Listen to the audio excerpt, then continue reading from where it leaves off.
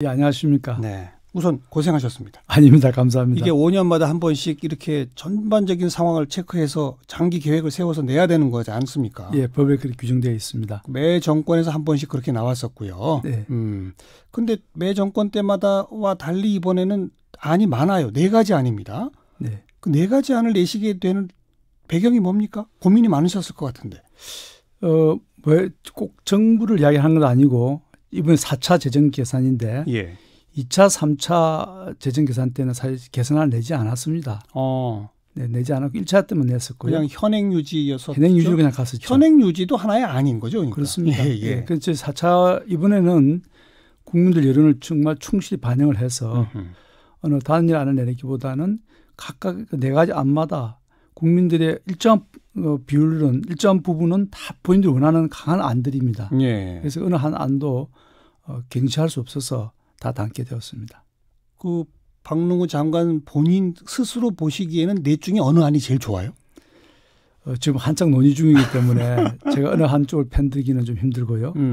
그런데 이렇게는 말씀드릴 수 있겠습니다. 연금제도 개선 계획안에 근본 취지가 있고 또 국민들의 바람이 있고 그런데 찬찬히 훑어보면은 자신들이 선호하는 안이 있지만 또 다른 안에 비해서 어떤 각 안들이 장단점이 있고 예. 자연스럽게 한두 가지 안으로 기결될 것이라 저는 그렇게 기대를 하고 있습니다. 지금 첫 번째 안은 지금과 거의 비슷한. 예, 현행제도 유지. 그렇죠. 아닙니다. 두 번째 안은 뭐 국민연금 제도는 거의 비슷하게 가고 대신에 네. 기초연금을 계획보다 조금 더 많이 올린다. 네. 그거 아니겠습니까? 그렇습니다. 그런데 그 기초연금은 국민연금 보험료 걷어서 거기서 주는 게 아니라 세금에서 나가는 그렇습니다. 거니까. 예. 뭐 그 세금에서 나가는 게 좋으냐, 뭐 여기서 나가는 게 좋으냐, 한번 따져보시라. 네. 이런 얘기고. 예. 4만 4는 기초연금 올리는 거는 뭐 그냥 계획대로만 하고 네. 대신에 국민연금을 자기 평생 평균 소득보다 지금 40%까지 받게 돼 있는 걸 네. 조금 더 받을 수 있도록 하되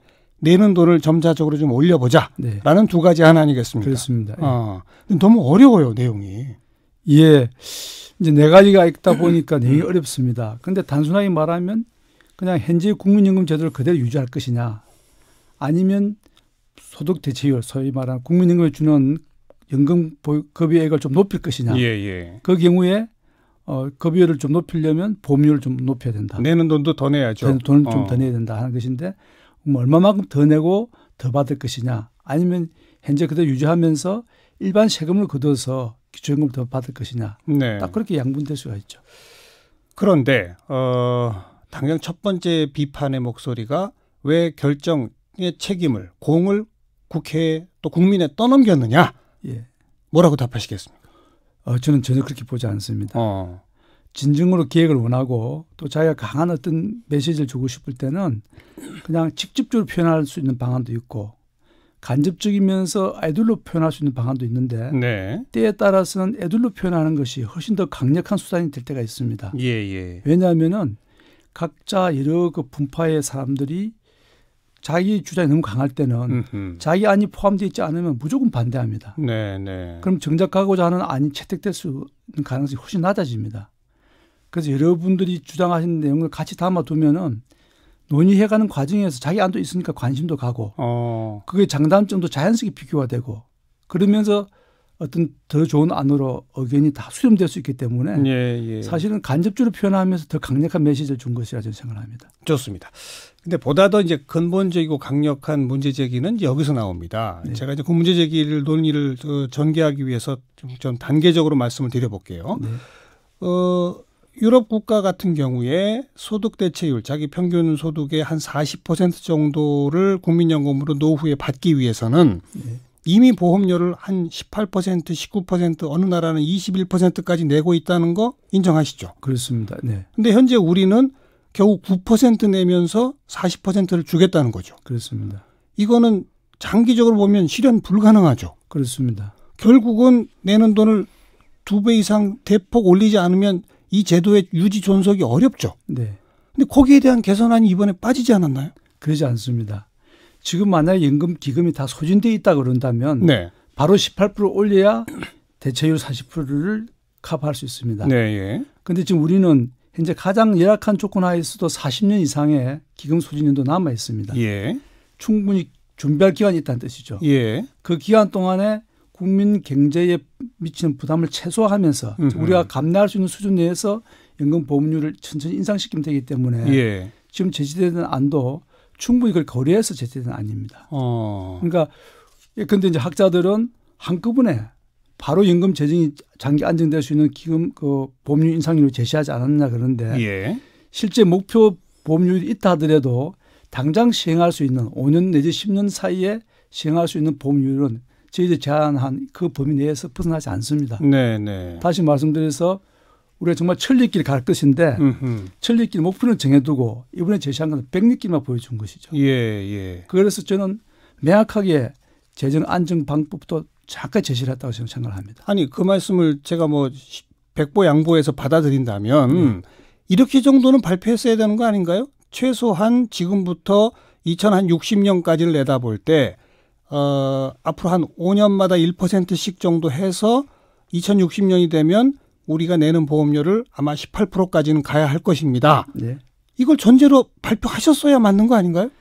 저희들이 국회에 보내는 원본에 그렇게 담을 겁니다. 그런데 일반 국민들에게 간단하게 보고하는 이런 자리에서는 예. 대부분 언론들이 그 긴 설명을 빼버리고 만약 우리 그걸 담았다 한다면 18% 그것만 꺼내가지고 갑작스럽게 정부가 보험료를 9%에서 18%로 2배나 올리려고 한다. 이걸 한번 보도 낼 겁니다. 네. 그러면 다른 어떤 진지한 논의가 전혀 불가능해지고 거기에 그냥 휘말려 버리거든요. 아니 갑작스럽게가 아니라 2060년까지입니다. 이래도요? 그렇게 해도 그 말을 다 빼버립니다. 지난번에 근데 예. 자문위원들이 자문안을 냈을 때 그 긴 과정은 다 생략하고 15% 올립니다. 이거만 딱 보도가 되는 거예요. 그럼 국민들이 현재 9%인데 15%면 거의 뭐 절반 이상 올라가는데 이거 어찌 된 거냐고 그냥 반발이 나타나거든요. 예. 그래서 저희들은 그 먼 그림은 다 원본에 담아두지만 이렇게 짧게 국민들에게 설명을 드릴 때는 앞으로 5년 내지 10년 동안 해야 될 일, 그것만 딱 보여드리는 겁니다. 네. 그래서 이제 오해를 하게 되겠습니다. 오해라기보다는 국민들에게 좀 불편한 진실을 말하면 비판받을까 봐 좀 두려워하신 거 아닌가요? 그건 전혀 아닙니다. 그건 두려워할 이유도 아니고요. 또 연금 재정 안정을 위해서는 앞으로 어떤 길을 가야 된다는 것은 전문가는 다 알고 있고 예. 단지 국민들의 수용성을 높이기 위해서는 우리가 5년 내지 10년 정도 1%포인트씩 5년에 1%포인트씩 높이면 사실은 부담이 참 덜합니다. 네. 5년 1%라는 그 의미 자체가 5년마다 정부가 바뀌니까 각 정부가 1%포인트씩 그 부담을 분담해라. 네. 그게 뭐 어느 정부 들었어든 1%씩 분담해라 그러면 정치도 싸울 이유가 많이 줄어들죠. 어느 한 정부의 부담을 다 주는 것이 아니니까. 그래서 현실적 수용성도 높고. 그래서 저희들은 그런 그림을 아까 제가 간접적으로 보여준다는 그런 뜻입니다. 그러니까 지금 오늘 장관께서도 현실적으로 이 제도가 존속 가능하기 위해서는 2060년까지 앞으로 5년마다 1% 정도씩 올릴 수밖에 없다. 이건 동의하시는 거죠? 계속 올리는 건 아닙니다.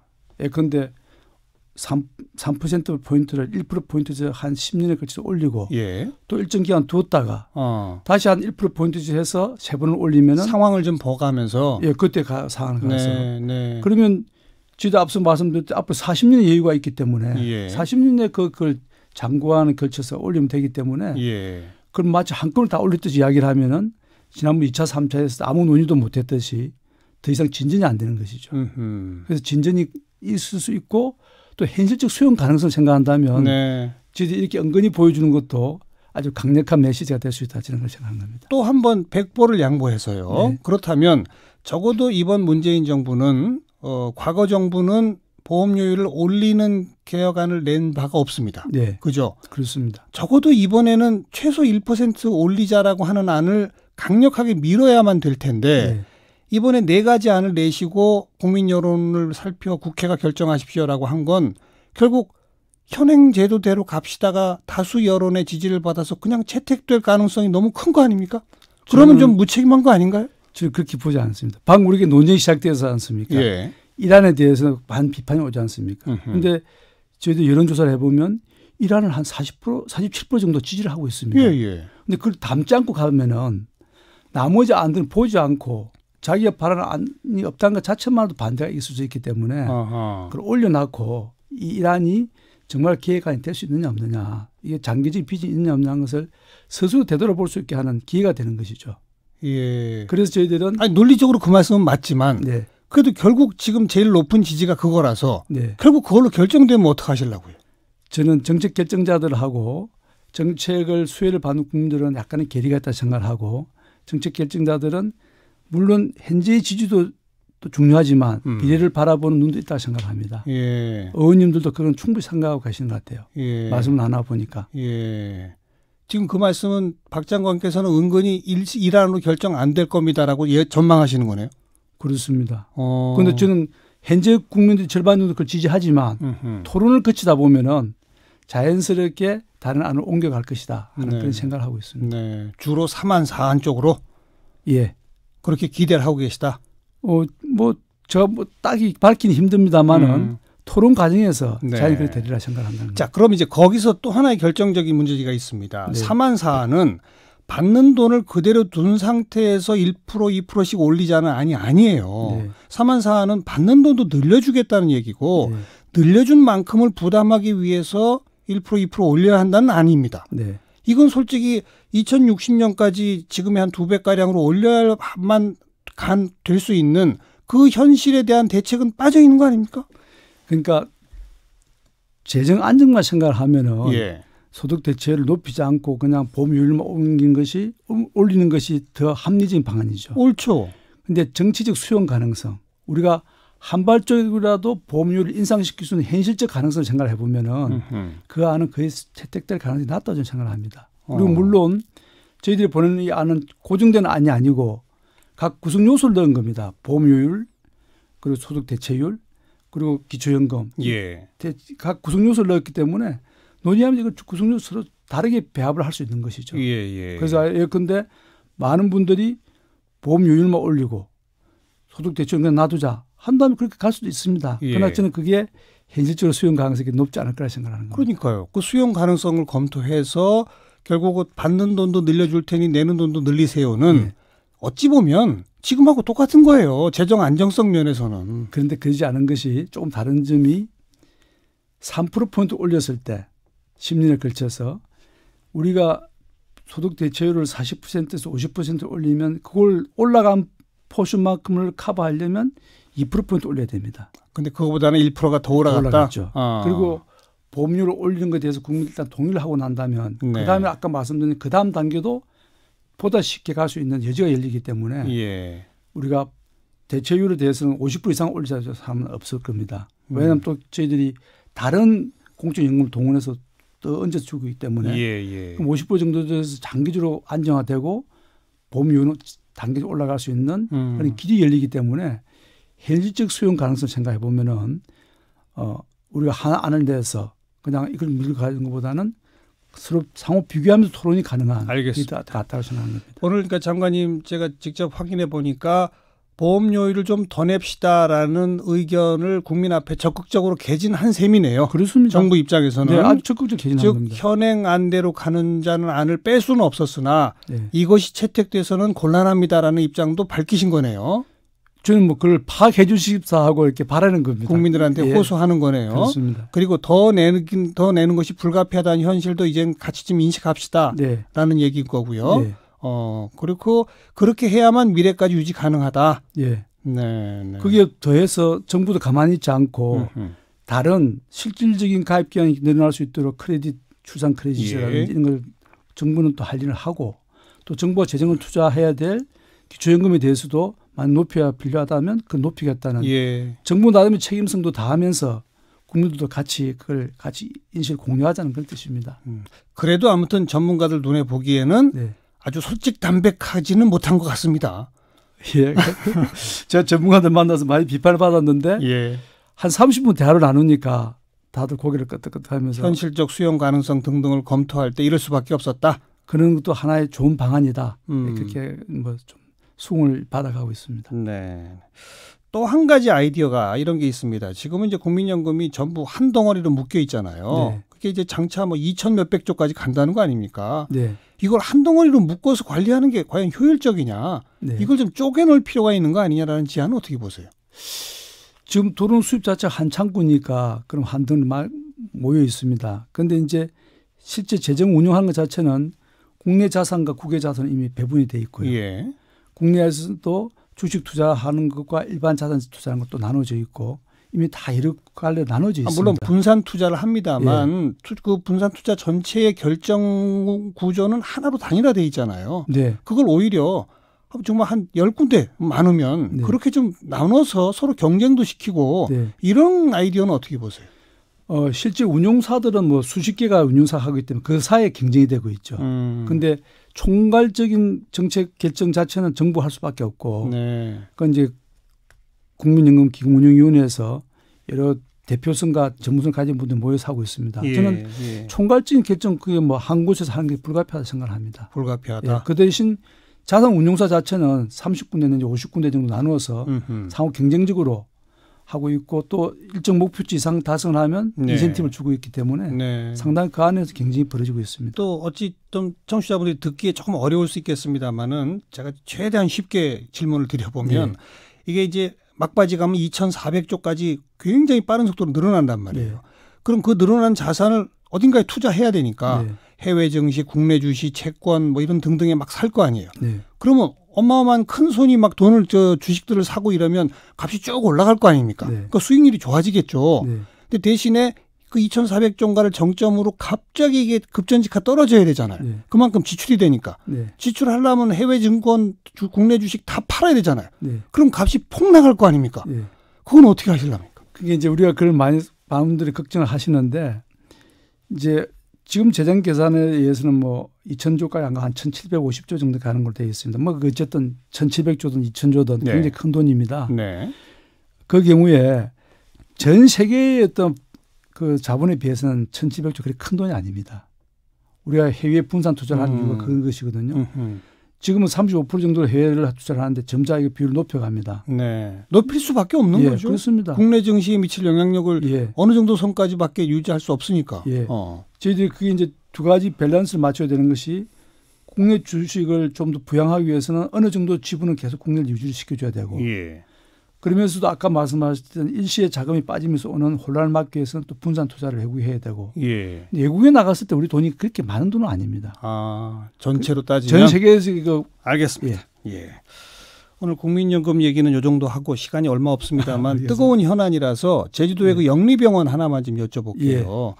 지금 정부의 기본 입장은 제주도 영리병원 하나만 허가한다는 얘기입니까? 추가로 영리병원 허가도 가능하다는 얘기입니까? 뭐 저는 제가 국회에서 여러 번 밝혔습니다. 이 정부에서는 절대 영리병원 추가 허가는 없다. 그럼 확실하게 말씀드립니다. 추가는 절대로 없다. 절대 없습니다. 근데 왜 제주도는 그걸 허가해야 되죠? 한 3년 전에 뭐 제가 어느 정부로 말씀하지 않겠습니다. 이미 허가가 됐다. 허가된 상황이었고 최종 허가권자는 저희들은 성인이었고 네. 요건 성인이었고 허가권자는 제주도인데 제주도가 이번 승인한 겁니다. 그러니까 그 이미 3년 전부터 되어온 과정을 볼 때 법률적으로 이걸 정부가 나서서 못하게 말릴 수는 없었다. 예, 그런 뭐 법적인 방법이 없습니다. 법적 방법이 없었다. 예, 그렇습니다. 그러니까 하더라도 제주도 이거 하나다. 예. 그리고 실제 허가권자가 제주도 도지사 가지고 있기 때문에 예. 제가 그분들에게는 뭐 안 했으면 좋겠다는 바람은 말할 수 있지만 제지는 할 수 없는 외국인 전용으로 한다는 거에 대해서 그 병원 측이 반발해가지고 네. 지금 논란이 또 크게 일고 있지 않습니까? 네. 거기에 대한 정부의 입장은 어떻습니까? 그 외국인 전용에 대한 것은 허가 조건으로 제주도에서 제시를 한 겁니다. 네네. 저희들은 뭐 그거는 충분히 가능한 조건에 생각을 합니다. 예. 자, 정부는 외국인 전용이든 내국인도 의용하든은 관계 없답니까? 이미 거기에는 내국인이 쓸 수 없는 건강보험 적용 안 되는 조건이 되어 있기 때문에 내국인이 갈 수는 없을 거라 생각되는데 이미 허가 자체가 내국인은 금지되어 있기 때문에 뭐 내국인 좀 사용할 수 없겠죠. 좋습니다. 여기까지 말씀 듣고 국민연금 그 개편안은 이제 국회에서 언제까지 결정해야 되는 무슨 의무 시한이 있나요? 그건 없습니다. 그건 없어요. 저희들 드리면 이제 국회에서 뭐 자체적인 위원회를 구성하든 아니면 다른 사회적 합의 기구에 거쳐서 오시든 그건 뭐 국회에서 결정할 겁니다. 네. 오늘 직접 출연해 주셔서 감사드리고요. 여기까지 말씀드릴게요. 고맙습니다. 감사합니다. 네. 보건복지부 박능후 장관이었습니다.